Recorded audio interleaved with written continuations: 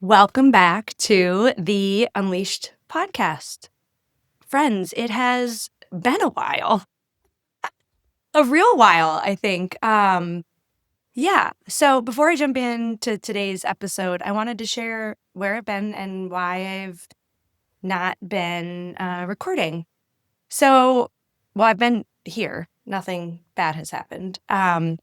But I've been in this space kind of emotionally, physically, partially because, perimenopause, partially just because, I don't know, running a business is freaking hard.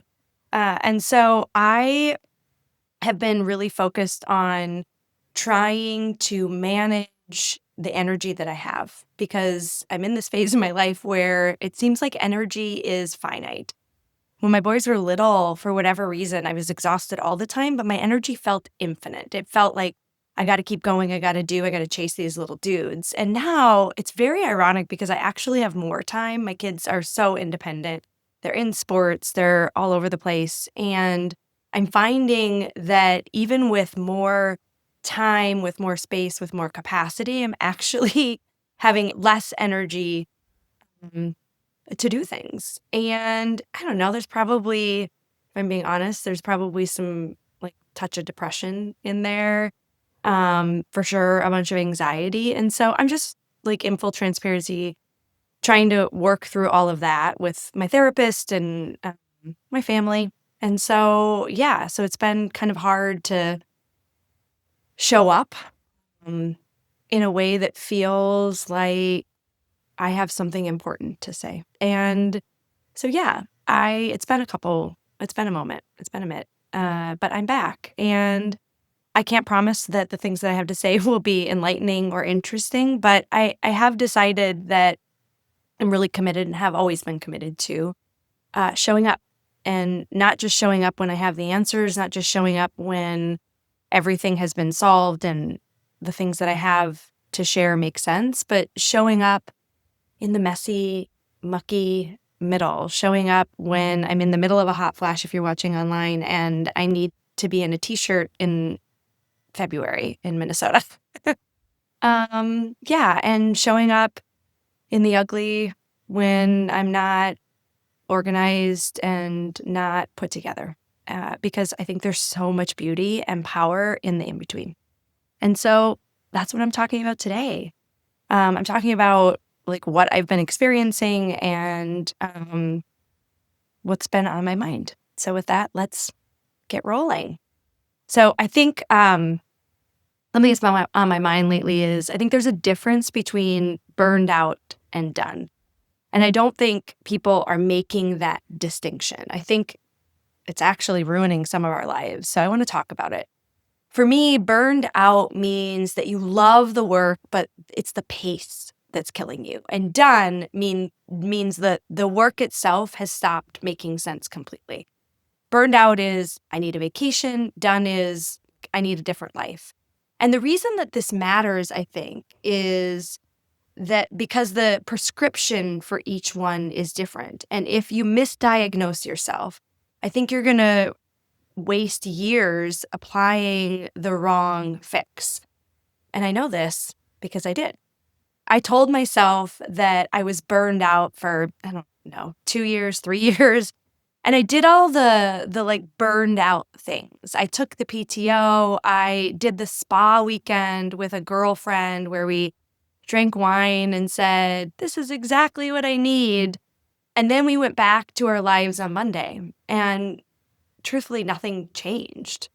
So what did I do? I downloaded the meditation app. You know the one, everyone has it. The guy with the calming voice telling you to observe your thoughts without judgment while you're, I don't know, sitting on your bathroom floor at 5 a.m. trying not to fall asleep.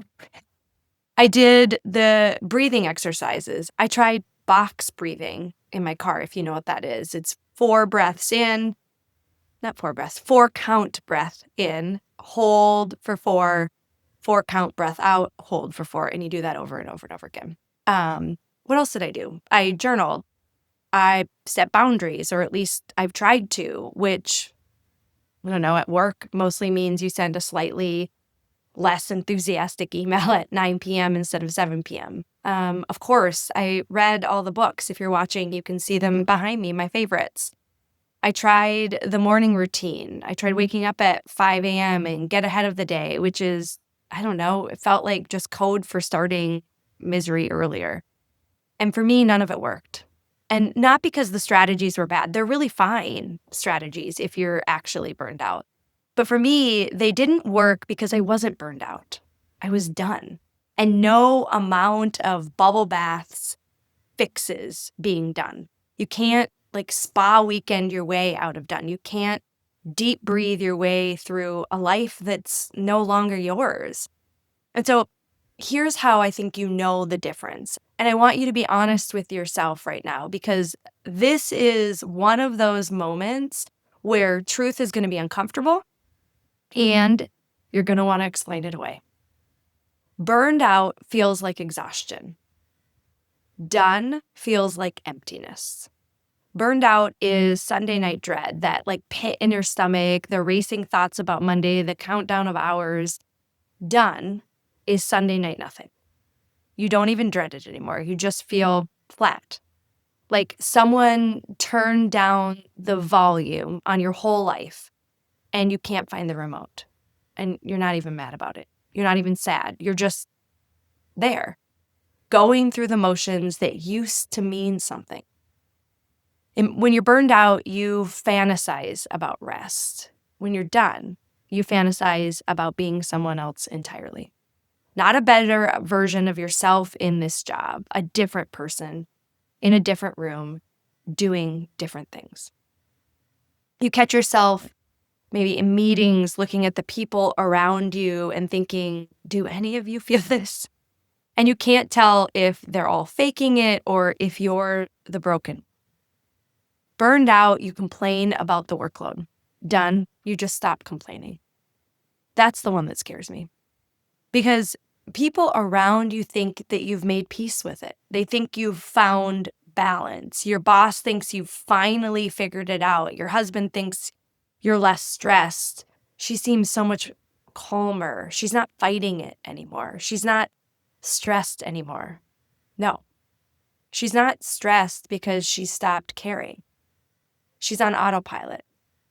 She's executing at a high level because she's been doing this for 15 years and she could do it in her sleep. And that's basically what she's doing, sleeping through her own life with her eyes open. If you just felt something maybe in your body or in your chest, if something just tightened, if you're nodding your head, you're not burned out, you're done. And here's what I want you to hear, because this is the part that nobody says. Being done is not a failure. It's not. It does not mean you weren't grateful. It does not mean that you weren't good at it. It doesn't mean that you wasted your career. Being done is just information, friends. That's it. It's your entire system, your body, your gut, your intuition, whatever you want to call the part of you that knows things before your brain catches up. It's that part of you telling you that this chapter in your book of life is just over. Not because you couldn't hack it, because you already did hack it. You hacked it so well for so long that there's nothing left to prove here. The game is over. You won. The problem is nobody gives you a trophy for winning the wrong game.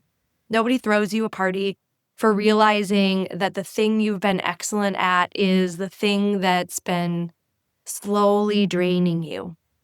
So you stay.